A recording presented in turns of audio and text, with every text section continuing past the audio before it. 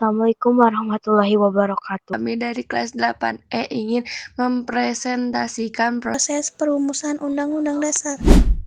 Saya Nadia Rusyana Gali. Nama saya Ajwiyah Siti Sajiah. Saya Hafsah Sabila Pahlepi. Mari kita mulai dengan pendahuluan Undang-Undang Dasar 1945 atau UUD 1995 adalah kontribusi pertama Indonesia yang mengatur struktur pemerintahan negara setelah kemerdekaan. Pentingnya sangat besar karena menjadi dasar hukum negara, mencerminkan nilai-nilai Pancasila, dan masih berlaku hingga sekarang dengan beberapa perubahan. Tujuan prestasi ini adalah menjelaskan proses kronologis perumusannya di bawah tekanan penduduk Jepang. Mari kita bahas latar belakang sejarah.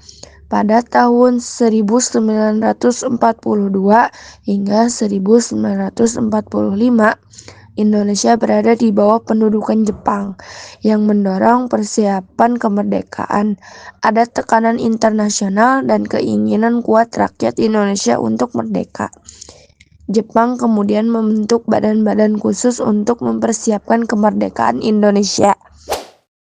Selanjutnya, kita masuk ke pembentukan Badan Penyelidikan Usaha Persiapan Kemerdekaan atau BPUPK. Badan ini dibentuk pada tanggal 29 April 1945 oleh Jepang dengan Soekarno dan Muhammad Hatta sebagai tokoh utama. Tugasnya adalah menyelidiki dasar negara dan merancang konstitusi.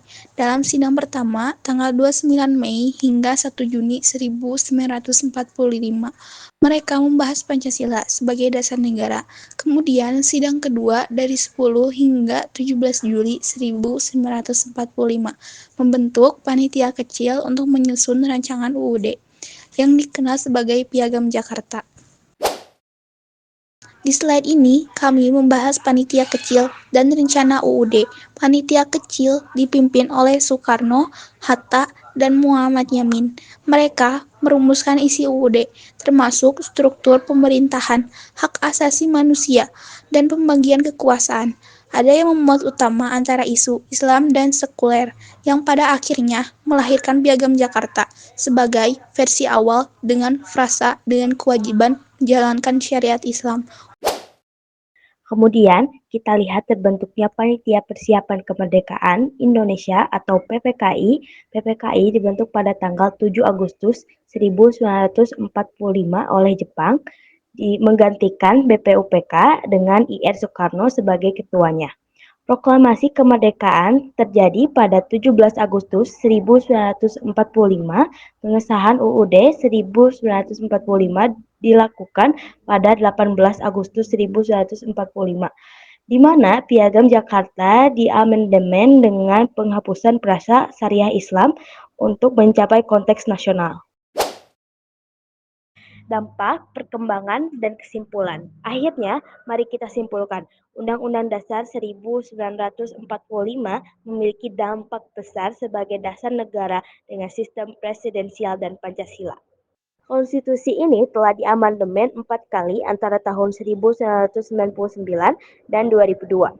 Tantangannya adalah adaptasi dengan perkembangan zaman.